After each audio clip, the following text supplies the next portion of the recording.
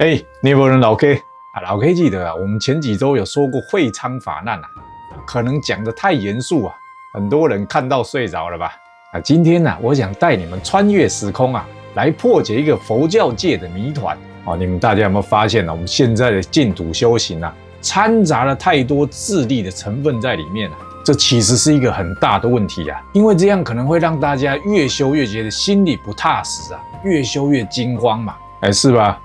各个精进啊，人人往生没把握，有没有这种感觉啊？老 K 以前也是这样想嘛，这个一心不乱啊，就是盘腿打坐，一心念佛到妄念全消啊，以为啊平常要这样练习啊，到时候佛才会来接我们。但是在1000多年前啊，这个原始的净土修行啊，其实是很简单的，关键就是靠佛力啊，只要靠佛力就可以乘上弥陀的大愿船啊，因此得度嘛。但是这么简单的修行方式啊，却在后来演变成越来越复杂啊。想知道为什么吗？今天老 K 啊就带大家来抽丝剥茧，我们就一起来找找看啊，转变的关键到底在哪？我觉得以前的古代高僧大德啊，如果回到现在啊，看到我们这样解释一心不乱啊，应该会纷纷吐槽我们才对哈。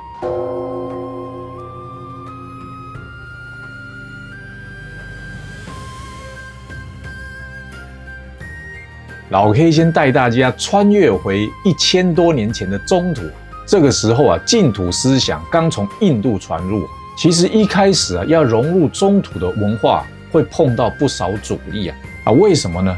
因为那个时候啊，简单来说，当时中土的文化多半都是要靠自己啊，特别是汉代以后嘛，大家都知道这个儒家文化已经成为朝野共识的价值观了。而儒家说啊，修身治国，齐家平天下，也就是说考取功名啊，都要靠自己啊。另外道家也说啊，炼气成仙飞天成神也是靠自己嘛。所以说啊，当初的修行啊，就像韦小宝的一句经典名言动不动就是要修个100几十年我看你真是爱说笑啊。也就是说啊，当初净土法门传入中土的时候啊，以中土的价值观来解释，大家都得练成武林高手飞檐走壁才能成佛嘛。以某个层面来说啊，这是一个非常接地气的做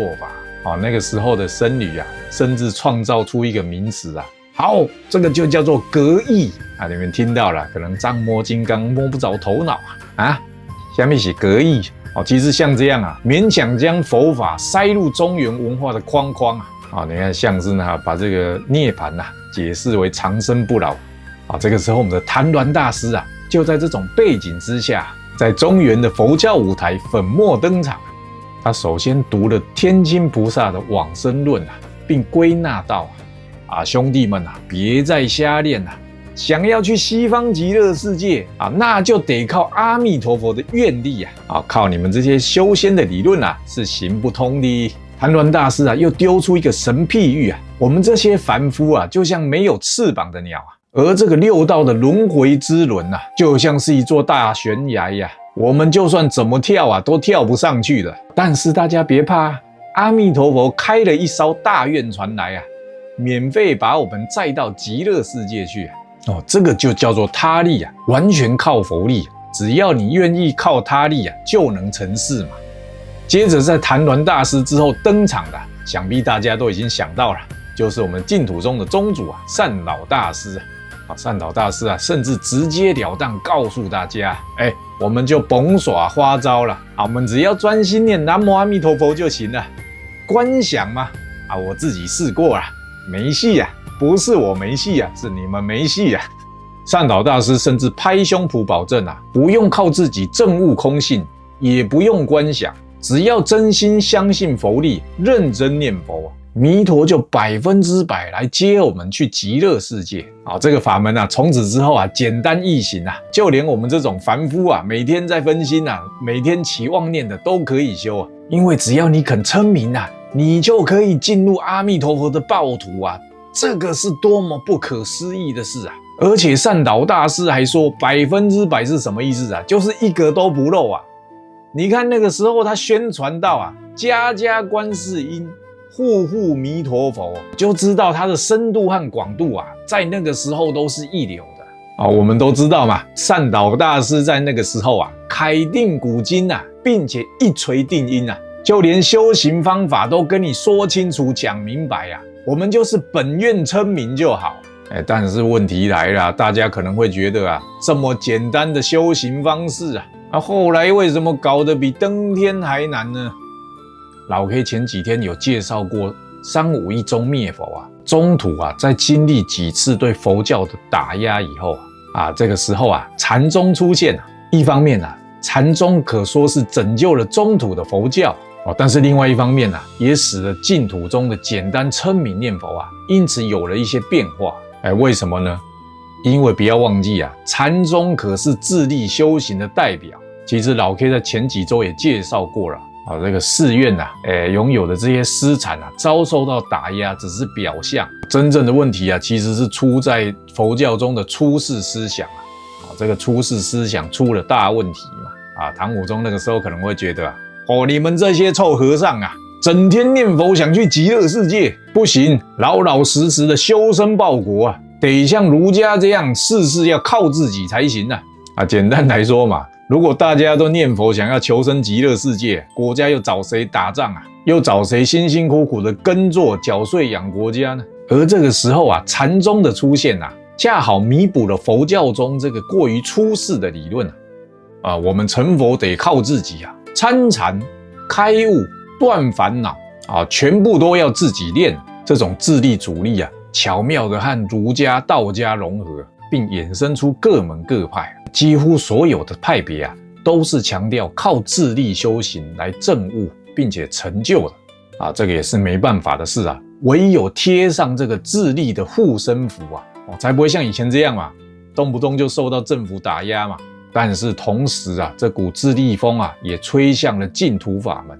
把简单的借佛力念佛搞得越来越困难嘛。比如说一心不乱原本的意思是专心靠佛力嘛你看看我们现在说的这个不夹杂就是不让大家去念经咒是不是专心靠佛力的意思因为你只念南无阿弥陀佛，其他都放下，那不就是专心靠佛力加持吗？但是却在这个过程中被他宗别派解释成你要念到妄念全消才叫做一心不乱。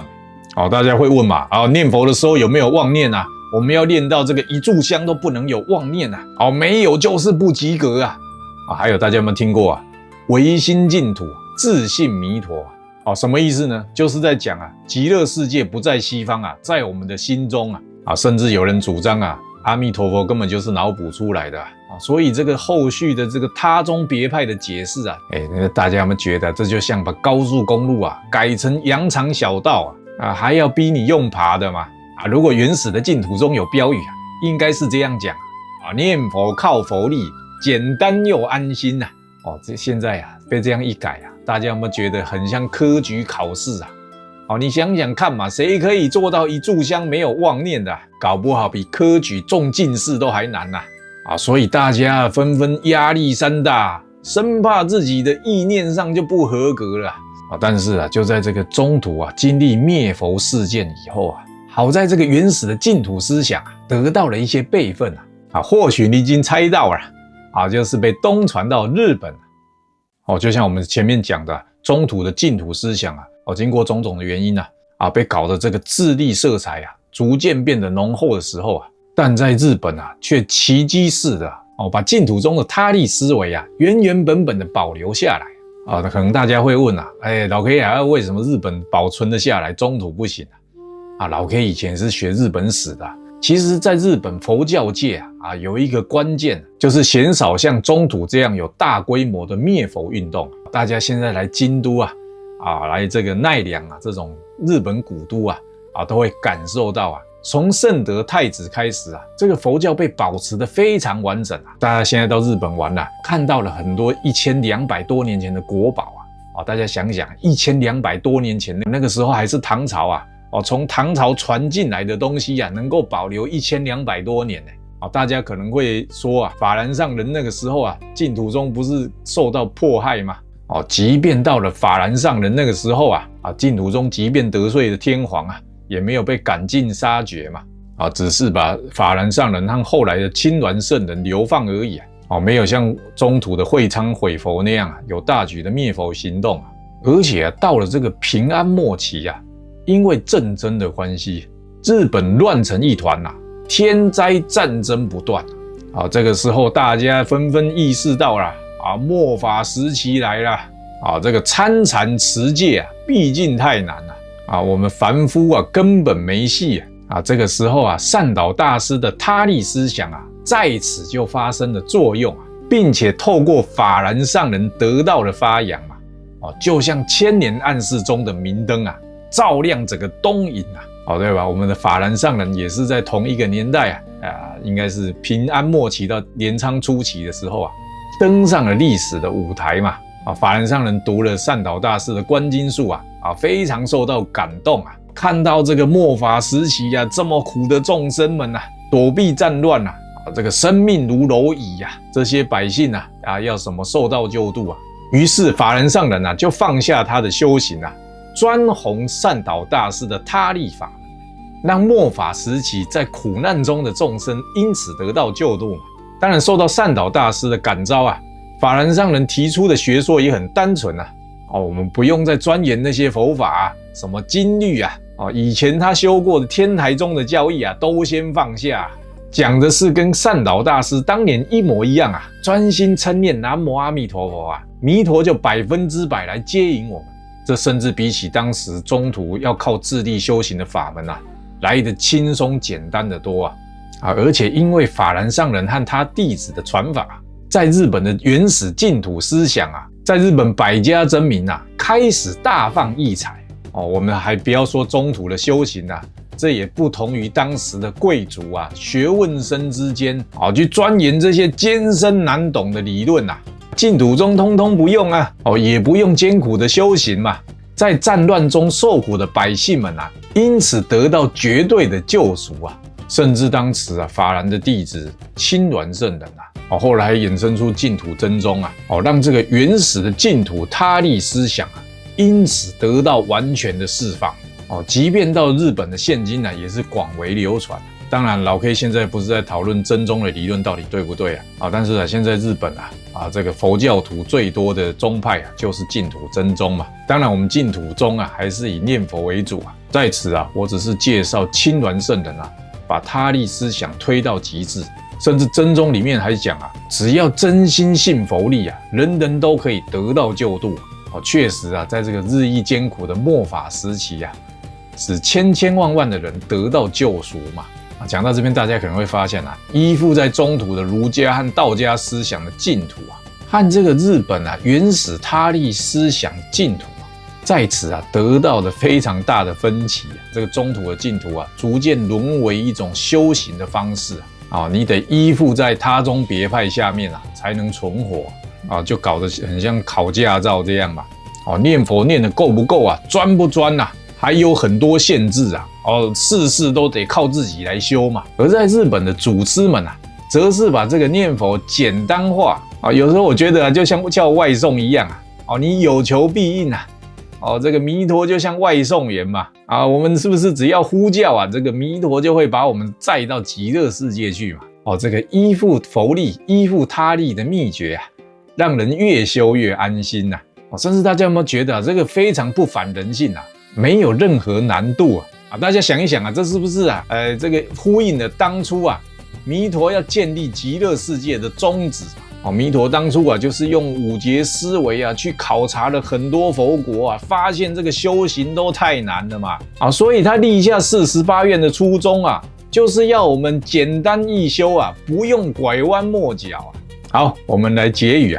所以我们今天看到了一个奇迹的逆转在这个中土因为种种原因逐渐被边缘化的这个他力思想在日本不仅幸存还开花结果，各门各派开枝散叶就有点像中土的禅宗这样而这份来自善导大师传递的他力本愿思想，也因此在日本的佛教中留下了永不磨灭的精神血脉所以我们今天的结论是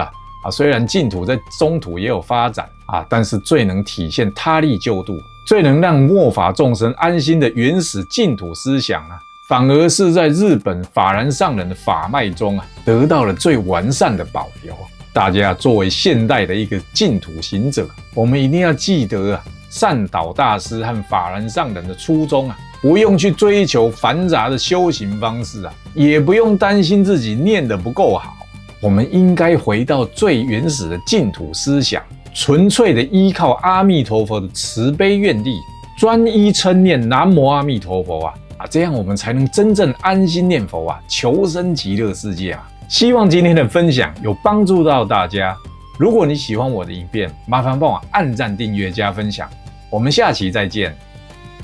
南无阿弥陀佛。